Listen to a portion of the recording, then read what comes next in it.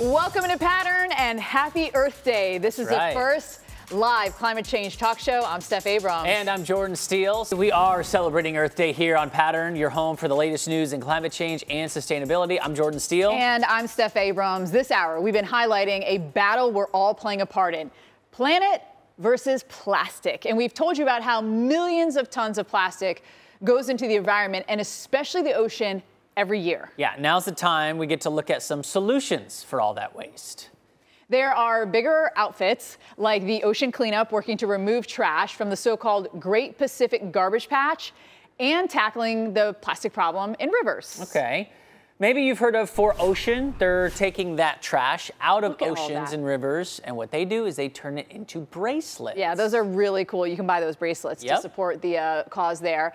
Here's a newer one you might not have seen yet, a company that cleans up plastic waste from rivers in Bali. It turns it into stylish outdoor chairs. First of all, look at that. These are really nice chairs, right? Looks sturdy. It does look sturdy. Maybe put a little, padding on it. Sure. Because these are a little expensive. All right, they're made out of 2,000 plastic bags. Yeah, okay, now how about this one? An innovation out of Kenya.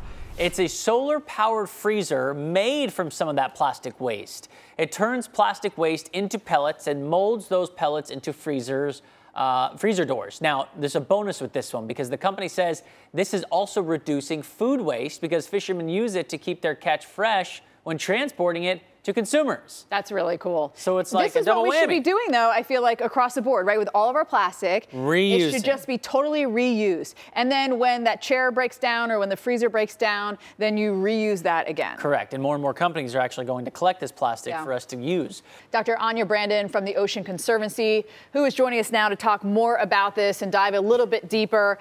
Thanks for being with us this morning. How exactly does all that plastic waste get into the ocean? Where is it coming from? Because you don't see people out there like throwing plastic into the ocean. Is it blowing out of garbage cans? Thanks so much for having me, especially on Earth Day, where the theme is plastics versus planet. In terms of your question, how do these plastics end up getting into our ocean? We know there's a variety of pathways. It's no one problem, but we also know that we in the U.S. are a major driver. Ocean Conservancy helped co-author recent research that came out that found when it comes to plastics entering in the ocean, the United States ranks as high as #3 in the world in terms of our plastics ending up in the ocean. Really? I did not imagine it would be that high. I know you guys, the Ocean Conservancy, recently surveyed Americans on ocean plastic pollution. What exactly did you guys find? Yes, this survey, which was part of some peer-reviewed research that we did, confirmed what we already know.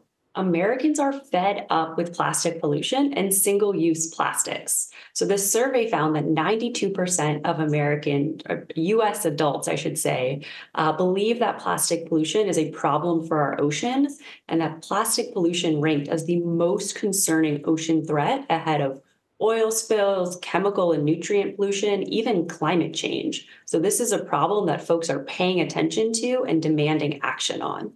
So what are some of the things that we can do to tackle this? You know, someone that's watching at home, the first thing you always think of when we're showing video is the, good old-fashioned beach cleanup. Is there anything else we can do to try to help prevent this plastic from getting in the ocean? Yeah, there's so much that we can do as individuals.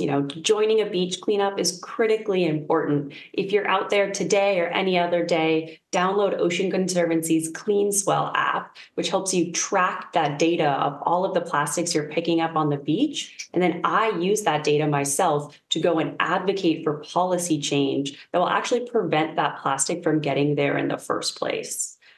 You can also try to use less plastics yourself, and you guys have been talking about great tips for that already. And the last thing I would say is that you can always add your voice to supporting these big policy changes. Ocean Conservancy runs these action alerts all the time that let us all work together to make a real impact with our policymakers at the state, federal, local, and now even the international level. Yeah, you mentioned, or just us talking about, when you come to an international, the idea of everything kind of being linked together globally. There's an ongoing negotiations happening right now for International Plastics Treaty. If that were to pass and move forward, what would that accomplish? Yeah, that's a great question. I'm actually coming to you live from Ottawa, Canada, where I'm here as part of the the fourth round of negotiations for this global plastics treaty. And this is so important. It's a once in a lifetime opportunity because we know plastic pollution does not know geographic bounds, especially out in our ocean.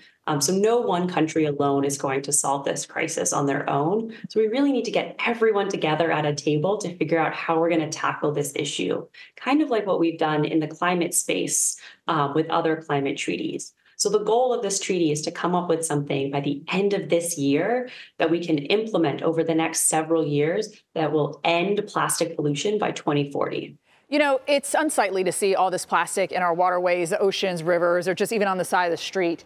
But I don't know, do people really understand how having that plastic in the ocean impacts the food chain and then eventually us as well? That's a huge part of this too, not just that it looks bad. Absolutely. You know, the plastic that we see on our beach or in the belly of a whale that washes up ashore is really just the tip of the iceberg. Hiding behind all of that really visible plastic you're talking about are far worse and, you know, harder to picture threats, from microplastics to toxic chemicals, and of course to greenhouse gas emissions, because plastics are, after all, just a fossil fuel.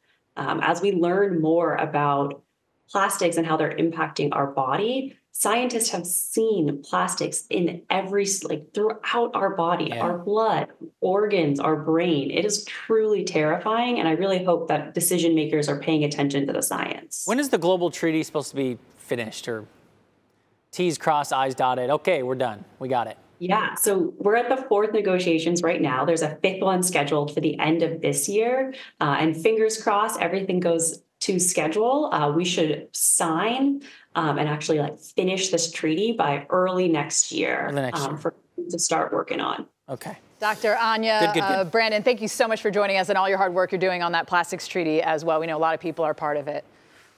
Thank you so much. And for your listeners who might be interested in joining us, they can go to oceanconservancy.org/end plastic pollution. One of the main ingredients in single-use plastics is petrochemicals, or chemicals made from fossil fuels. When the microphone's fake, you just want to use it to point it. The industry is booming, with about 50 plastic plants built or expanded over the last decade as natural gas becomes more plentiful and states offer tax incentives.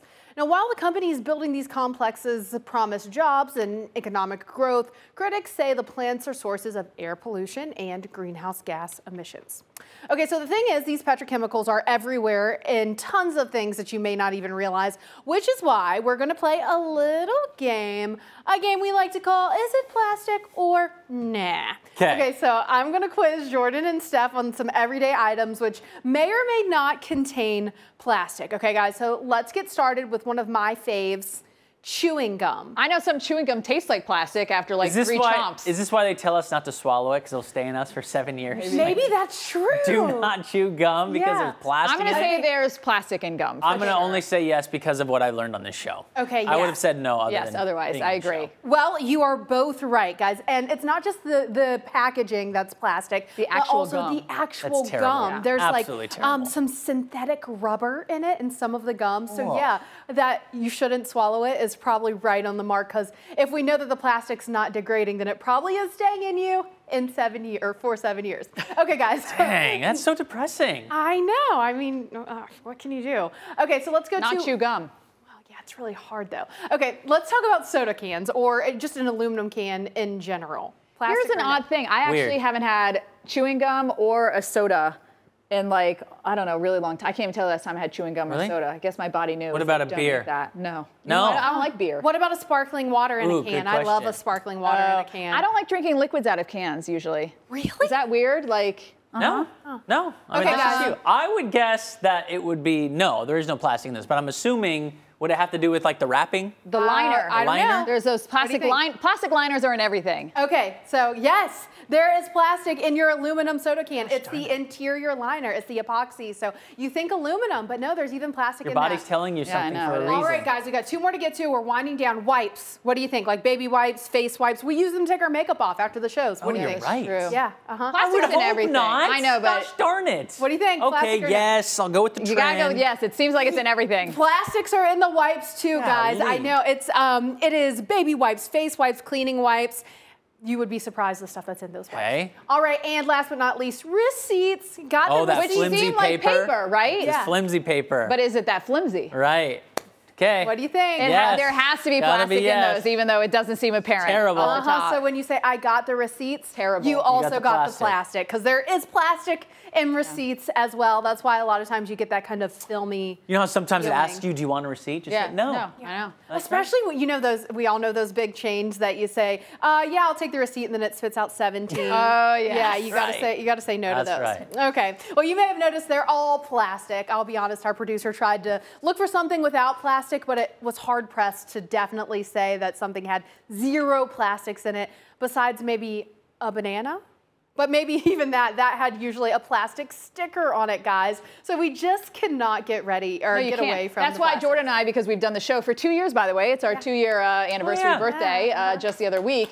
But awesome. the point being is that we've just learned that there's literally plastic in everything. Yeah. You cannot avoid it. It's unfortunate. The animals, us. I mean, we'd really have to try and figure something out, which is why I'm so glad that this Earth Day, there is this theme, planet versus plastic. Yeah, because especially when we do Really something like wakes that. a lot of us Because up. this is the last thing you think of an aluminum can. You're like, look at me recycling. Yeah. And it's got plastic in it.